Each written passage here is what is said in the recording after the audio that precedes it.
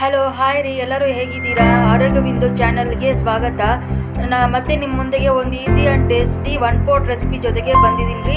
ಏನೂ ಇಲ್ಲ, ನಿನ್ನೆ ವೋಟಿಂಗ್ ಡೇ ಇತ್ತು. ಸೊ ಮನೆಗೆ ಬಂದ ತಕ್ಷಣ ಲಾಗಿನ್ ಆದಮೇಲೆ ಒಂದು ಹಾಫ್ ಆನ್ ಅವರ್ ಬ್ರೇಕಲ್ಲಿ ಎಲ್ಲರಿಗೂ ಸಾಕಾಗಂಗೆ ಒಂದು ರೆಸಿಪಿ ಮಾಡೋಣ ಅಂತ ಪಾಲಕ್ ಓಟ್ಸ್ ರೆಸಿಪಿ ಮಾಡಿದೆ. ಇದು ನಿಮಗೂ ಯೂಸ್ ಆಗುತ್ತೆ ಅಂತ ಶೇರ್ ಮಾಡ್ತಿದ್ದೀನಿ.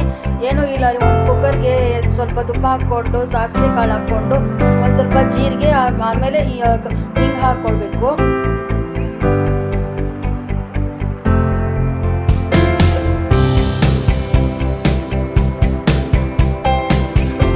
ಆಮೇಲೆ ಒಂದು 5-6 ಬೆಳ್ಳುಳ್ಳಿ ಹಾಕ್ಕೊಳ್ಳಿ.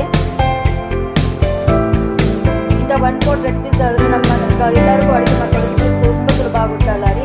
ಹಾಗೆ ಒಂದು ಸ್ವಲ್ಪ ಈರುಳ್ಳಿ, ಹಸಿಮೆಣಸಿನಕಾಯಿ, ಕರಿಬೇವಿನ ಸೊಪ್ಪು,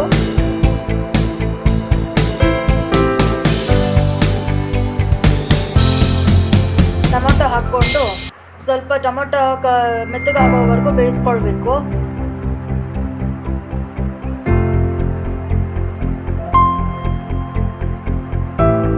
ಆಮೇಲೆ ಸ್ವಲ್ಪ ಅರಿಶಿಣದ ಪುಡಿ ಹಾಕಿ. ವರ್ಕ್ ಫ್ರಮ್ ಹೋಮ್ ಆದ್ರಿಂದ ನಂಗೆ ಇಂಥ ಒನ್ ಪಾಟ್ ರೆಸಿಪಿ ತುಂಬ ಯೂಸ್ಫುಲ್ ಆಗ್ತವೆ. ಆಮೇಲೆ ಸ್ವಲ್ಪ ತೊಗರಿಬೇಳೆ ಹಾಗೆ ಹೆಸರು ಬೇಳೆ ಹಾಕ್ಕೊಳ್ಬೇಕು. ನಿಮ್ಮ ಟೇಸ್ಟ್ ಪ್ರಕಾರ ಹಾಕ್ಕೊಳ್ಳಿ. ಬೇಳೆ ಸ್ವಲ್ಪ ಜಾಸ್ತಿ ಹಾಕಿದ್ರೆ ರುಚಿ ಚೆನ್ನಾಗಿರುತ್ತೆ. ಬೇಳೆ ಎಲ್ಲ ಚೆನ್ನಾಗಿ ಸ್ವಲ್ಪ ಬೇಯಬೇಕು. ಆಮೇಲೆ ಸಣ್ಣಕ್ಕೆ ಕಟ್ ಮಾಡ್ಕೊಂಡಿರೋ ಪಾಲಕ್ ಸೊಪ್ಪು, ಆಮೇಲೆ 10 ನಿಮಿಷ ನೆನೆದಿಟ್ಕೊಂಡ ಓಟ್ಸ್ ಹಾಕ್ಕೊಳ್ಳಿ. ಸಾಕಾದಷ್ಟು ನೀರು ಹಾಕ್ಕೊಳ್ಳಿ. ಕಿಚಡಿ ಸ್ವಲ್ಪ ನೀರು ಹಾಕಿದ್ರೆ ಚೆನ್ನಾಗಿರುತ್ತಲ್ಲ. ಒಂದು 5 to 6 ವಿಸಿಲ್ಸ್ ಬಂದಮೇಲೆ ಹಿಂಗೆ ಬರುತ್ತೆ.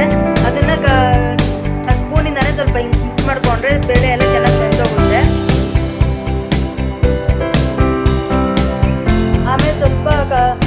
ಆಮೇಲೆ ಸ್ವಲ್ಪ ಹುಣಸೆ ಹಣ್ಣಿನ ರಸ ಹಾಕ್ಕೊಳ್ಳಿ.